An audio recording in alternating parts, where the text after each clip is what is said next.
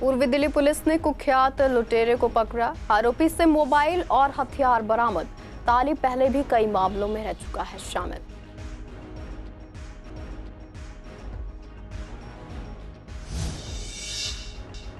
महंगाई ने तोड़ी कमर, आम आदमी परेशान। दूध, तेल, आटा सब महंगे। लोग बोले नहीं कम हुई महंगाई, सरकार करती है सिर्फ कागजी दावे।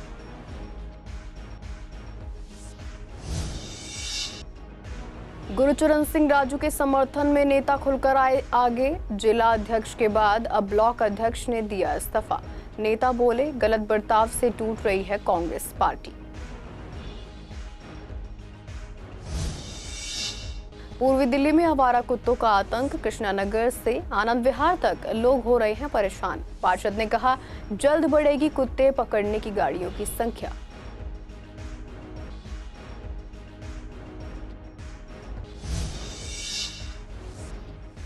कृष्णानगर की टूटी सड़क से लोग परेशान। सालों से नहीं हुई सड़क की मरम्मत। बारिश के समय सड़क पर भर जाता है पानी।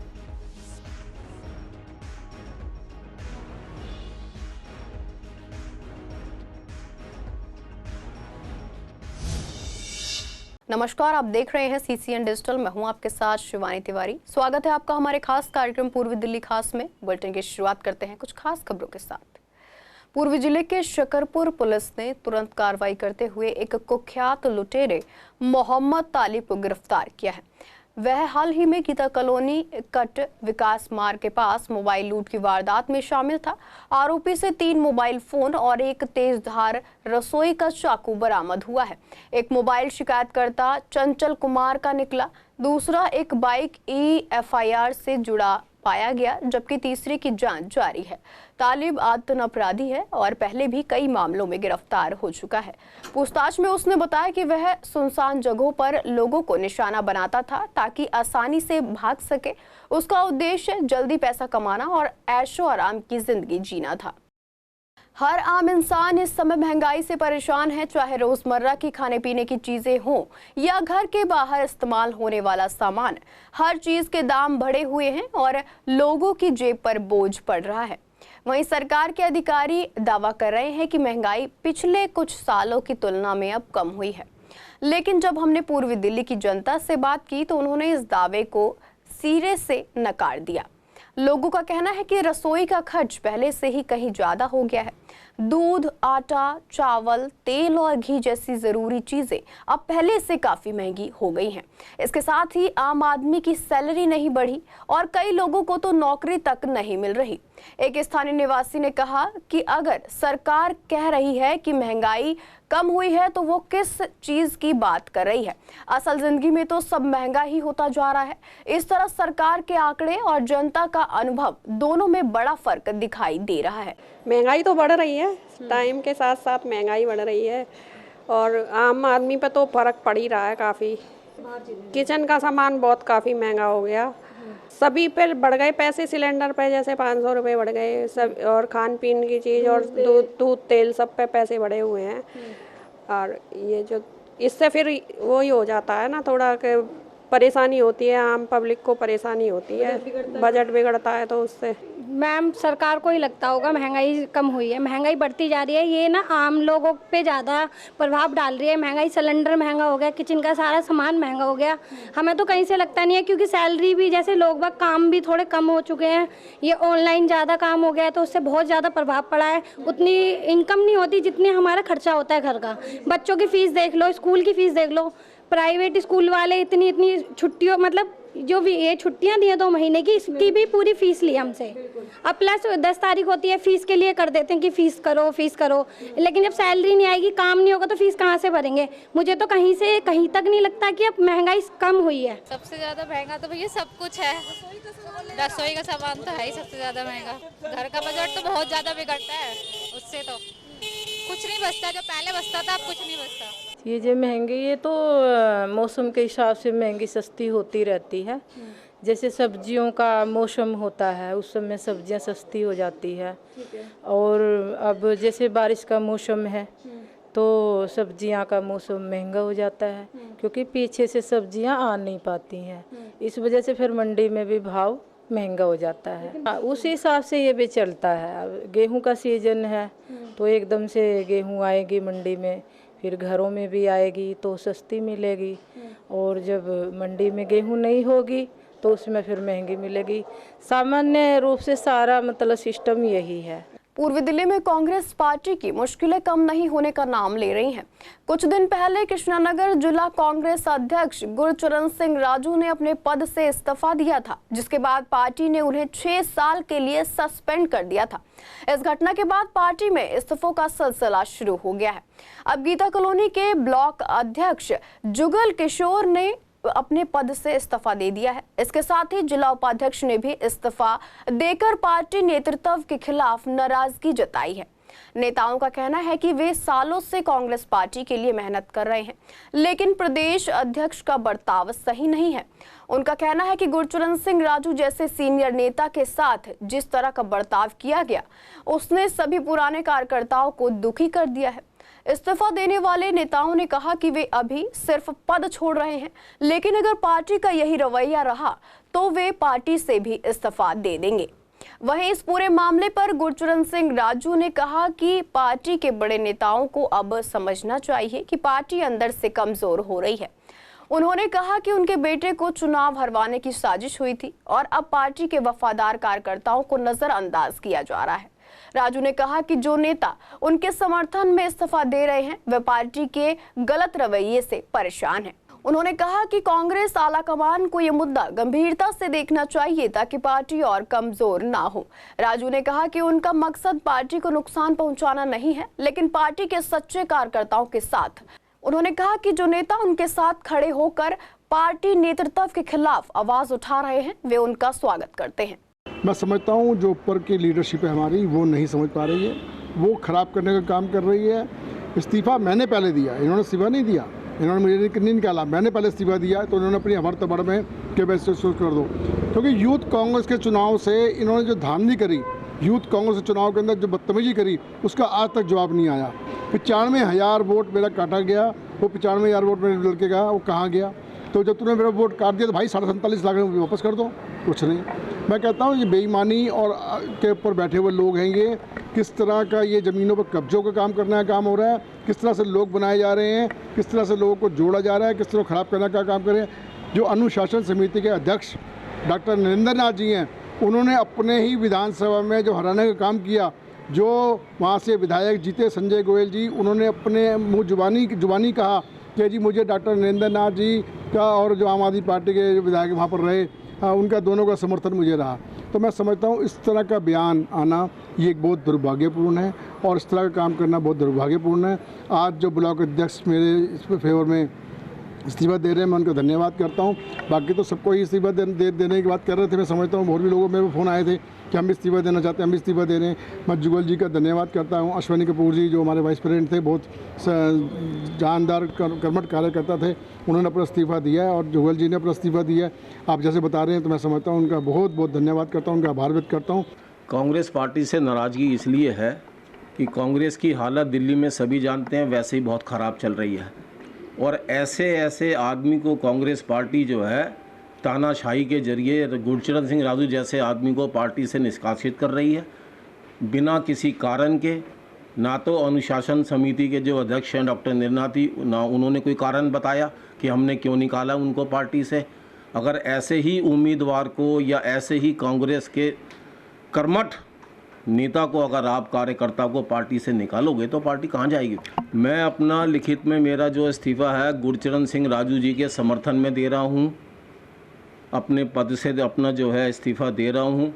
और भी काफ़ी लोग ज़िले के पदाधिकारी हैं वो भी तैयार बैठे हैं, वो भी जो है अपने पदों से जो है इस्तीफ़ा देंगे। किस कारण से इतने बढ़िया इंसान को कांग्रेस पार्टी से निकाला गया है, जिन्होंने दिन रात मेहनत करके जमुना पार में सभी कांग्रेस वर्गों को एक साथ जोड़ा, दिन रात मेहनत की। तो ये चीज़ें हम सोच रहे हैं कि कैसे ये हुआ है। अभी तक किसी ने ये नहीं चाहा कि हाँ भी राजू गुरचरण सिंह से पूछा जाए, बिना बात पे 6 साल के लिए हटा दिया गया है। तो मैं ये चाहता हूँ ऐसे महान आदमी को निकालने का को कारण होना चाहिए। अगर जमुना पार में एक ऐसा ही शख्स था जिसने जमुना पार का नाम रोशन किया था, हर कांग्रेस वर्कर को जोड़ा हुआ था, मन धन से हर तरह से साथ दिया इन्होंने, तो मैं आज गीता कॉलोनी ब्लॉक अध्यक्ष से इस्तीफ़ा दे रहा हूं। और भी कई ब्लॉक अध्यक्ष हैं जो इस्तीफ़ा देने के लिए तैयार हैं। अगर जल्द से जल्द इस बात पे गौर ना किया जाए, राजू जी को वापस ना लिया, तो ये आंदोलन भी होगा और सड़क पर भी हम सब उतरेंगे और बड़े नेताओं से भी हम मिलना शुरू करेंगे। इस बात को जल्द से जल्द और जल्दी से जल्दी निपटाया जाए। पूर्वी दिल्ली में आवारा कुत्तों की समस्या दिन ब दिन बढ़ती जा रही है। हर दिन कहीं ना कहीं कुत्तों के काटने या हमला करने की खबरें सामने आ रही हैं। खासकर कृष्णा नगर, शास्त्री नगर और आनंद विहार जैसे इलाकों में लोग बेहद परेशान हैं। लोगों का कहना है कि कई बार शिकायत करने के बाद भी कोई ठोस कार्रवाई नहीं होती। गीता कॉलोनी के RWA मेंबर ने बताया कि बच्चे और बुजुर्ग घर से बाहर निकलने में डरते हैं। पूर्व केंद्रीय मंत्री विजय गोयल ने भी इस मुद्दे पर चिंता जताई और कहा कि नगर निगम को इस दिशा में तुरंत कदम उठाना चाहिए। नगर निगम पार्षद संदीप कपूर ने बताया कि निगम के पास अभी संसाधनों की कमी है। उन्होंने कहा कि पिछली सरकार में फंड और व्यवस्था को लेकर काफी गड़बड़ियां हुई थी, लेकिन अब नई स्थायी समिति बन गई है और जल्द ही फंड मिलने के बाद गाड़ियों और बाकी जरूरी सुविधाएं बढ़ाई जाएंगी। हालांकि उन्होंने ये भी साफ किया कि कुत्तों को दूसरी जगह नहीं भेजा जा सकता, सिर्फ उनकी नसबंदी कराई जा सकती है ताकि उनकी संख्या को धीरे धीरे कम किया जा सके। कुत्तों की समस्या आए दिन इतनी बढ़ रही है कि हर ब्लॉक में कम से कम 40-50 कुत्ते बच्चों को काटते हैं और अगर निगम के अधिकारी या निगम पार्षद को कंप्लेंट करने पर पूरी कार्रवाई करते हैं, पर उनके पास गाड़ियों की कमी के कारण वो लोग कुत्ते उठा नहीं पाते, जो आए दिन बच्चों को बहुत ज़्यादा काटते हैं, वो लोग परेशान रहते हैं। दिल्ली नगर निगम, दिल्ली सरकार को चाहिए कुत्तों के ऊपर तुरंत कार्रवाई करे। हमारे यहाँ पे आवारा कुत्तों की बहुत ही ज़्यादा दिक्कत थी और जो कि साथ समय समय से हमारे निगम पार्षद राजू सदेवा जी उस पे निवारण कराते भी रहते हैं, लेकिन जो आवारा कुत्तों का आतंक है बहुत ही ज़्यादा फैलता जा रहा है। तो इसके लिए मैं पुनः श्रीमती अपने मुख्यमंत्री जी से आग्रह करूँगा कि इन पे थोड़ा सा संज्ञान लीजिए और इन आवारा कुत्तों की वजह से बुजुर्गों को, बच्चों को बहुत ही नुकसान हो रहा है। एक तो कुत्तों के काटने की बहुत समस्या है, वहाँ पे कुत्ते काटते हैं, और दूसरे बंदरों की भी हमारे यहाँ समस्या ज़्यादा है, बंदर भी बहुत हैं। तो ये दोनों समस्याओं को सरकार को संज्ञान लेना चाहिए। MCD में भी हमने कई बार शिकायत की है तो उसका कोई निदान नहीं हो पाया। अब उम्मीद है, अब तीनों चीज़ें जो बीजेपी पे आ गई हैं तो उम्मीद है आगे इन समस्या का समाधान होगा। कुछ सही कह रहे हैं, ये पिछली सरकार जो रही एज इट इज पोजीशन है, अब बीजेपी की सरकार आ गई है। हम यही आशा करेंगे कि ये सारी जितने भी प्रॉब्लम्स हैं सारी सॉल्व होंगी। जैसे कि कुत्तों की है और बंदरों की है, आए दिन काटते कूटते रहते हैं रेजिडेंशियलों के लिए, तो हम तो यही ईश्वर से प्रार्थना करेंगे कि भारतीय जनता पार्टी की MCD में सरकार है वो इस काम को परिपूर्ण करेगी। कृष्णानगर इलाके में जो मेन रोड है वहां कई प्राइवेट क्लिनिक है और हर रोज सैकड़ों मरीज आते जाते हैं, लेकिन सड़क की हालत इतनी खराब है कि लोगों को काफी मुश्किलों का सामना करना पड़ रहा है।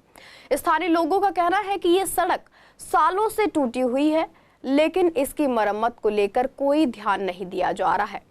हल्की बारिश में भी यहाँ पानी भर जाता है और जब वाहन गुजरते हैं तो आने जाने वालों पर गंदे पानी की छींटें पड़ती हैं। लोगों ने बताया कि वह रोड कृष्णा नगर, लाल क्वार्टर, गोंडली चौक जैसे कई इलाकों को जोड़ती है, इसलिए यहाँ दिन भर ट्रैफिक रहता है। टूटी सड़क और जगह जगह गड्ढों के कारण मरीजों, स्कूली बच्चों और बुजुर्गों को काफी दिक्कत होती है। स्थानीय लोगों ने प्रशासन से मांग की है कि जल्द से जल्द इस सड़क की मरम्मत करवाई जाए ताकि आम जनता को राहत मिल सके और बारिश के दिनों में लोगों को कीचड़ और पानी से जूझना ना पड़े। खड्डे हैं, बारिश की वजह से परेशानी हो जाती है। परेशानी तो सबको हो रखी है और सड़कें ठीक ठाक हो जाएं, ये खड्डे बंद हो जाएं तो जिससे कि एक्सीडेंट भी होने के सब सही रहेगा। हाँ बिल्कुल बिल्कुल बिल्कुल। 4 व्हीलर तो निकल जाए, 2 व्हीलर तो परेशान होते हैं क्योंकि पानी की छींटें पड़ती हैं, सब गंदे हो जाते कपड़े लगते हैं। बिल्कुल ये परेशानी तो है ही जी, और सभी लोगों के लिए परेशानी है ये तो, जो है इस परेशानी का हल करा जाए बस। सड़क कुछ नहीं है, यही मिट्टी पट्टी भर देते हैं, फिर वैसी की वैसी हो जाती है बारिश के दिनों में बेटा। बारिश में तो और बन भी जाएगी तो ख़राब हो जाती है बेटा, ऐसी बनती है, सही तरीका से नहीं बनती है। लगा गंदगी बहुत है, गंदगी तो यहाँ बहुत ही रहती है, कूड़ा पड़ता है यहाँ।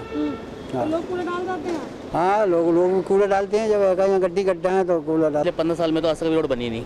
अच्छा, और जब 15 साल से रोड नहीं बनी है, और जो बनी है वो आयरन खुद ही रहती है, कभी कुछ हो कभी कुछ है, तो ऑफर चलती रहती है बस यहाँ पे। प्रॉब्लम कितनी सी गाड़ी निकलती है यहाँ से? आपके सामने भी सीढ़ियाँ पड़ रही हैं, कोई रिपेयरिंग का काम नहीं, कोई कुछ नहीं। रिपेयरिंग का काम होता है तो होता है, नहीं होता तो बिल्कुल नहीं होता। फिलहाल लेते हैं छोटा सा। सिगरेट के डिब्बे पर चेतावनी वाले चित्र और शब्द आपने देखे होंगे जो ये बताते हैं कि स्मोकिंग सेहत के लिए नुकसानदायक है। ठीक उसी प्रकार समोसे, रसगुल्ले, पकौड़े जैसे अन्य डीप फ्राइड और हाई शुगर वाले फूड आइटम्स पर भी आने वाले दिनों में स्वास्थ्य चेतावनी जारी की जा सकती है, क्योंकि इसके सेवन से मोटापा, डायबिटीज, बीपी और हार्ट जैसी नॉन कम्युनिकेबल डिसीज का खतरा रहता है। इस पर जब हमने दुकानदारों से बात की तो शहादरा के हीरा स्वीट्स के कारीगर ने कहा कि ये सब चीज़ें हमारी संस्कृति और मेहमान नवाजी का हिस्सा है। उन्होंने कहा, हमारे यहाँ नाश्ते में और मेहमानों के सामने इन्हीं चीज़ों को परोसा जाता है। ये ताज़ा बनती हैं और तुरंत बिक जाती हैं, इसलिए इन पर लेबल लगाना आसान नहीं होगा। वहीं विश्वासनगर के एक हलवाई ने कहा कि सिर्फ तली भुनी या मिठाई ही नहीं, कोल्ड ड्रिंक जैसी चीज़ों पर भी चेतावनी ज़रूरी है, क्योंकि ये भी सेहत के लिए नुकसानदायक होती हैं। उन्होंने कहा, लोगों को पता है कि ज़्यादा मीठा या तला हुआ खाना सेहत के लिए ठीक नहीं है, लेकिन अगर सरकार चेतावनी लगाए भी तो लोग खाना नहीं छोड़ेंगे। लेबलिंग करनी है तो बहुत सारे ऐसे प्रोडक्ट हैं, कोल्ड ड्रिंक हो गई, चॉकलेट हो गई, ये भी उतनी हार्मफुल है। अगर गवर्नमेंट को ये लगता है कि समोसा जलेबी हार्मफुल है तो कोल्ड ड्रिंक तो हर गली के नुक्कड़ पे बिक रही है। आप कहीं से ले लो कोल्ड ड्रिंक, जनरल स्टोर पे और सब पान वालों के यहाँ गुटके बिक रहे हैं। सबसे पहले तो गुटके बंद कराए गवर्नमेंट, सबसे ज़्यादा हार्मफुल वो है। लेबलिंग करने से जो चीजें बंद हो जाएंगी, लोग इनको कम इस्तेमाल करेंगे। मैडम, गवर्नमेंट ने तो प्लास्टिक बैग भी बंद किए थे, बंद हो गए क्या? तो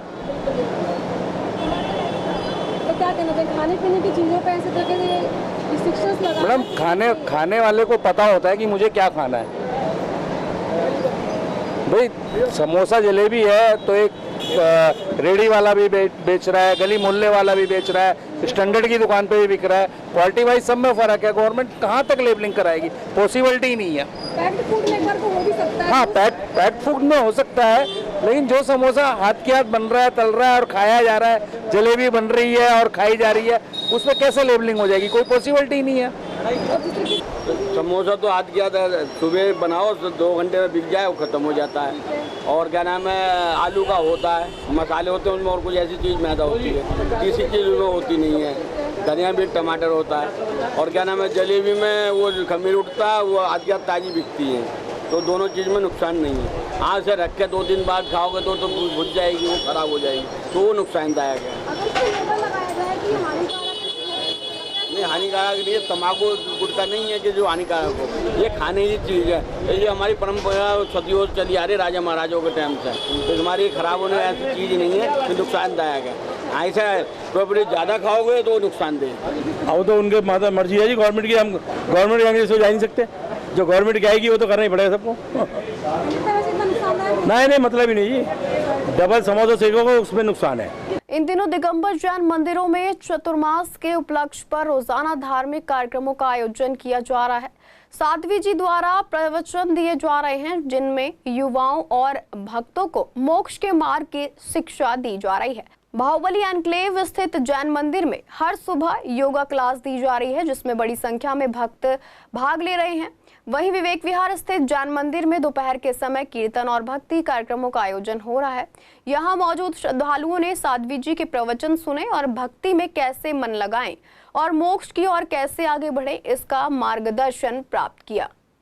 यहाँ पर बहुत अच्छा सा चतुर्मास चल रहा है। माता सुज्ञानीमती माता जी और दयामती माता जी का बहुत अच्छे से ही चमास चल रहा है उनका, और वे सुबह को प्रवचन करती हैं और उसके बाद स्वाध्याय चलता है और तत्व सूत्र की क्लास चलती है, और शाम को भी गुरु भक्ति होती है। सब मतलब काफ़ी लोग आते हैं यहाँ पर उनकी भक्ति का आनंद उठाने के लिए, और बहुत अच्छे तरीके से प्रवचन वगैरह वो बोलते हैं। और 4 महीने का यहाँ पर चमास चलेगा, दिवाली के बाद तक चमास चलेगा।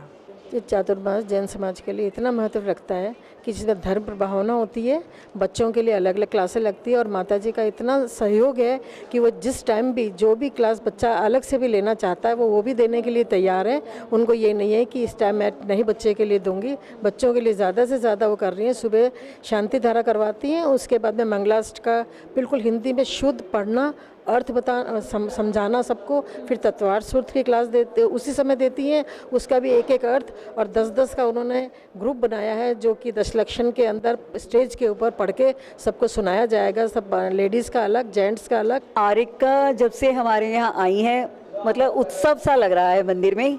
सुबह से लेकर रात तक वो धर्म की ही चर्चा और धर्म ही सबको सिखाने में लगी हुई हैं। दिन में तत्वार्थ सूत्र सिखाया जाता है। तत्वार्थ सूत्र एक हमारा महाग्रंथ है, मोक्ष मार्ग को बताने वाला है, जिसके विषय में सबको ज़रूर पता होना चाहिए और जिसको पढ़ना कम से कम सबको ज़रूर आना चाहिए। तो माता जी हमारे को उसके बारे में पढ़ा रही हैं और मुझे तो प्रेरणा इतनी ज़्यादा मिली है कि मतलब मेरे को ये है कि मेरे को तत्वार्थ सूत्र याद करना है। तो मैं अब वो कोशिश कर रही हूँ, जिसके मैं 2 अध्याय कर चुकी हूँ, अब 3रा अध्याय चल रहा है। ये सब माता जी जब से आई हैं उनकी प्रेरणा से हुआ है। पूर्वी दिल्ली में मंगलवार को कांवड़ियों की भारी भीड़ देखने को मिली। खासतौर पर अप्सरा बॉर्डर के रास्ते बड़ी संख्या में शिव भक्त दिल्ली में प्रवेश कर रहे हैं। उनके स्वागत और आराम के लिए जगह जगह कांवड़ शिविर लगाए गए हैं। साथ ही 3 नए शिविरों का उद्घाटन भी किया गया है। इनमें से एक खास शिविर जो पिछले 29 सालों से लगातार लग रहा है, उसका उद्घाटन भी अब हो चुका है। जब संवाददाता ने इस शिविर का दौरा किया तो देखा कि वहां पर बहुत से शिव भक्त ठहरे हुए थे और व्यवस्थाओं से काफी खुश नजर आए।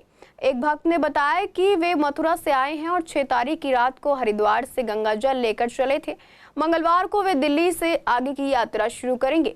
भक्तों का कहना है कि उन्होंने सोमवार रात से ही शिविर में आ गए थे और यहाँ की व्यवस्था देखकर उन्हें बहुत अच्छा लगा। शिविर के आयोजक रामनिवास गोयल ने बताया कि इस बार शिविरों की तैयारियों में बहुत मेहनत करनी पड़ी। सरकार की नई नीतियों के चलते शिविर और पंडाल लगाने की प्रक्रिया पहले से ज्यादा कठिन हो गई थी। फिर भी समितियों ने हार नहीं मानी और पूरी मेहनत से शिव भक्तों की सेवा में जुटी रही। रामनिवास गोयल ने कहा कि शिव भक्तों की सेवा करना ही उनका मुख्य उद्देश्य है और वे इसे आगे भी जारी रखेंगे। पूर्वी दिल्ली के जिलाधिकारी कार्यालय में मंगलवार को कांवड़ यात्रा को लेकर एक अहम बैठक हुई। इसमें जिला प्रशासन और कांवड़ समितियों के साथ बैठक हुई। बैठक में जिलाधिकारी अनमोल श्रीवास्तव खुद मौजूद रहे। बैठक के बाद एसडीएम संजय कुमार ने बताया कि सभी कांवड़ शिविरों की व्यवस्थाओं की समीक्षा की गई। उन्होंने बताया कि दिल्ली जल बोर्ड शिविरों में पानी की सुविधा दे रहा है, बीएससीएस बिजली कनेक्शन उपलब्ध करा रहा है, पुलिस सुरक्षा व्यवस्था देख रही है और ट्रैफिक पुलिस भी यातायात संभालने में लगी है। एसडीएम ने कहा कि जिला प्रशासन सभी समस्याओं को गंभीरता से ले रहा है और हर स्तर पर समाधान की कोशिश की जा रही है। हालांकि कांवड़ समिति के आयोजकों ने दिल्ली सरकार की तरफ से दी जा रही आर्थिक सहायता पर नाराजगी जताई। आयोजकों ने कहा कि सरकार ने पहले ज्यादा मदद का वादा किया था, लेकिन अब सिर्फ 50,000 से 1 लाख तक ही दिए जा रहे हैं। एक आयोजक ने कहा कि इतनी कम रकम में तो जनरेटर का खर्चा भी नहीं निकलता, टेंट और दूसरी व्यवस्था करना मुश्किल है। अगर यही हाल रहा तो हम खुद अपने स्तर पर कैंप लगाएंगे और सरकार की मदद नहीं लेंगे। बैठक में कई आयोजकों ने भी अपनी राय रखी और शिविरों से जुड़ी जरूरतों और दिक्कतों को सामने रखा। डिस्ट्रिक्ट ईस्ट में सभी कांवड़ समिति के मेंबरान की मीटिंग कॉल की गई थी। यह एक रिव्यू मीटिंग है। दिल्ली में जो कांवड़ समिति हैं वो कांवड़ियों के लिए आयोजित पंडाल में क्या व्यवस्था हो सकती है, कैसे व्यवस्था हो सकती है, इसका हम लोगों ने रिव्यू मीटिंग किया था। सभी कांवड़ समिति के लोग आए, डिपार्टमेंट्स के सभी लोग, नोडल ऑफिसर्स हमने बुलाए। डिस्ट्रिक्ट मजिस्ट्रेट की अध्यक्षता में ये मीटिंग कॉल की गई थी और इनकी बातें सुनी गई और एक व्हाट्सएप ग्रुप भी बनाया गया है जिसकी कोई भी समस्या हो तो उसका समाधान इमीडिएटली किया जाएगा। मीटिंग में हमारी तो ये समस्या दे के आए थे कि भाई हम शायद फंड कुछ बढ़ जाए हमारा, लेकिन यहाँ तो झुंझुना पड़का दिया हमें कि भाई जो मिल गया, बात खत्म। अब हम तो उसको सरेंडर करने के चक्कर में आए हैं कि हम अपना चेक नहीं लाए, चेक दे के इनका 50,000 वापसी करके और हम अपना टेंट लगाएंगे, वो हम बस अपने बलबूते पर लगाएंगे। थोड़ा सुविधाएं कम दे देंगे बोलों को, कोई बात नहीं है, लेकिन ये दिल्ली सरकार ने बहुत बेकार किस्म का, एकदम वाहिवात किस्म का वो बनाया है और बहुत दुर्गति हो रही है सभी के साथ। हम इस मीटिंग का बहिष्कार करते हैं क्योंकि हमें दिल्ली सरकार से मिलने वाले फंड से हम संतुष्ट नहीं है, बिल्कुल भी संतुष्ट नहीं है। क्योंकि सरकार एक जो इससे पहले वाली सरकार थी, एटलीस्ट वो टेंट लगा के देती थी, मगर अब ये टेंट के नाम पे जो 50,000 रुपये और लाख रुपए का हमें वो दिखा रहे, झुंझुना दिखा रहे हैं, ये अपने पास ही रख लें, हमें इनकी ज़रूरत नहीं है। अब हमें ये नौबत है कि हमें इंटरेस्ट पे पैसा लेना पड़ेगा किसी से, या हमें लोन लेना पड़ेगा। चाहे हम लोन लेके सीवर लगाएंगे, मगर हम लगाएंगे। मगर हमें लगता था कि बीजेपी की सरकार है, पिछली सरकार से ज़्यादा बेहतर काम करेगी और बेहतर सहयोग देगी और दान देगी, मगर ऐसा कुछ भी नहीं है। आज एंड मौके पे हमें बुला के ये कह दिया जाता है अपनी समस्या बता रहे, समस्या तो मेन पैसे ही की है, उस पैसा ही नहीं मिलेगा तो समस्या का हल क्या होगा। फिलहाल के लिए पूर्वी दिल्ली खास में इतना ही। ऐसी तमाम अपडेट्स के लिए बने रहिए CCN डिजिटल के साथ।